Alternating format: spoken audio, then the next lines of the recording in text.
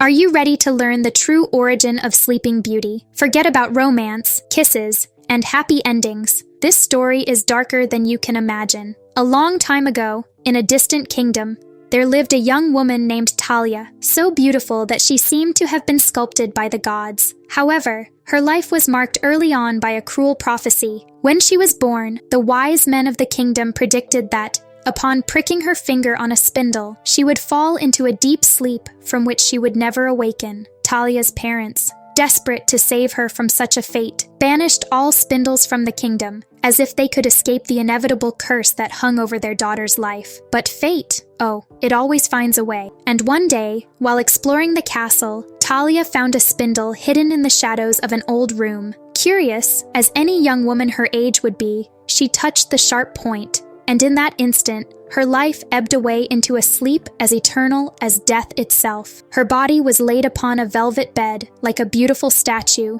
immersed in deep silence. The castle, in turn, was soon abandoned, covered by weeds and forgotten by time. No one dared to enter. And there she stayed, not for a year, not for 10, but for a very, very long time, while the world outside went on. The fairy tale tells us that Talia slept awaiting a kiss of true love. But as you will see, what happened was much more macabre. Years passed, and the castle housing Talia became even more forgotten, enveloped in vines and shadows. The absolute silence was broken only by the whistling wind echoing through the abandoned halls, until one day, a king from a distant kingdom passed through those lands while hunting. Seeing the mysterious castle, curiosity overwhelmed him. Ignoring the advice of his men, he decided to enter, drawn by the sense of mystery surrounding that place. Exploring the ruined castle, he finally found Talia, lying on her bed. Her beauty, untouched by time, seemed almost supernatural. But what happened next is where the story turns dark.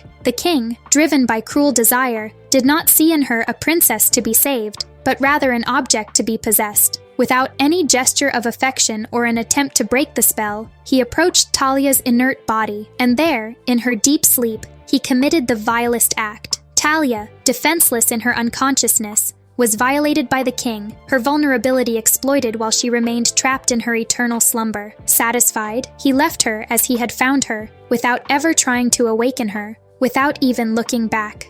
To the world, she was still asleep, but inside her body, something terrible was about to change. Months passed since the terrible encounter between the king and the sleeping Talia. Her body, still caught in the deep sleep, began to show signs of a macabre transformation. Though she remained motionless, her belly began to grow. Without ever waking, Talia carried within her the fruits of that abominable encounter, and, in silence, she gave birth not to one, but to 2 twin children. These children, surrounded by an atmosphere of mystery, were cared for by invisible forces that seemed to inhabit the castle, perhaps ghosts of the cruel fate that had trapped their mother. Despite being newborns, they miraculously survived, driven by instinct but without maternal affection, as Talia remained submerged in her deep unconsciousness.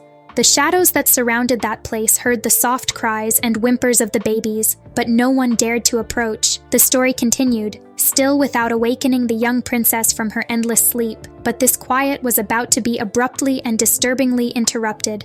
One day, while the twins were exploring their mother's inert body, one of the babies, hungry, approached Talia's finger. Driven by a primitive instinct, by sucking on the tip of her finger, he unwittingly removed a fragment of poisoned flax that had remained lodged in the wound from the spindle, which had kept her asleep for so many years.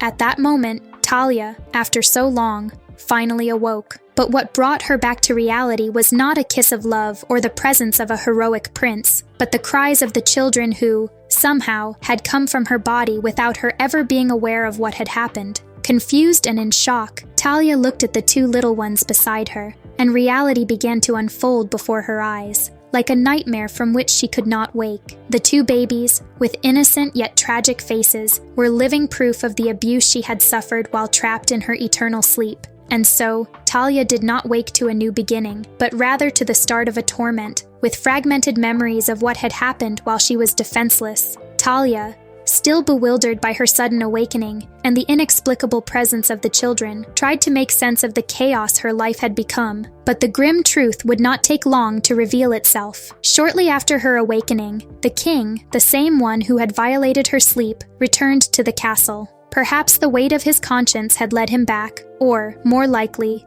the arrogance of a man who believed that everything, even the life of a sleeping princess, was at his disposal. Upon entering the castle once again, the king found Talia, now awake, with the twins by her side. But instead of remorse or surprise, he approached with a cruel smile, as if the sight of his work filled him with satisfaction. He revealed the truth coldly and calculatedly. He told Talia what he had done while she slept, without ever showing a hint of regret. He told her he was the father of her children, as if this revelation was enough to justify the violence he had committed. Talia, trapped in this new reality of being the mother of 2 children born while her mind was submerged in darkness, had no choice but to accept the weight of this revelation. The king, full of arrogance, believed he had total control of the situation. Talia was now just another piece in his perverse game, condemned to live under the power of the man who had abused her and now claimed ownership of her destiny and the children she had never chosen to have. While the king reveled in his domination over Talia and the children born of his vile act,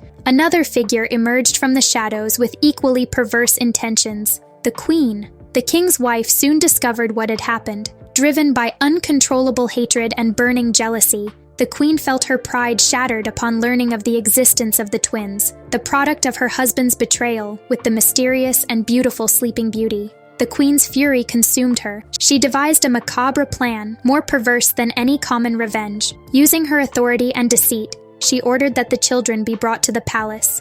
Her plan: to kill the innocent twins and serve their flesh to the king as part of a festive banquet, without him knowing he was devouring his own children. This grotesque revenge, laden with cruelty and cannibalism, was more than just a demonstration of power. It was a reflection of the queen's dark heart, who, in her insanity, sought not only to punish her husband, but to destroy everything that tied him to Talia. The queen, cunning and meticulous, set her nefarious plan in motion, and Talia, unaware of the plot unfolding in the depths of the palace, did not know the horrible fate that was about to befall her children. The queen's plan advanced, dark and silent. She ordered the royal cook to capture the 2 twins and prepare them as part of the banquet she would serve to the king. However, the cook, a man of good heart, could not carry out the heinous order. He looked at the 2 little ones, so innocent, and felt pity for them. Determined to save the children, the cook secretly hid them, away from the queen's cruel eyes. To deceive her, he prepared another banquet, using animal meat to simulate the monstrous act she had demanded. The queen, believing she had obtained her bloody revenge, served the meal to the king, who devoured it without knowing what he believed to be the flesh of his own children.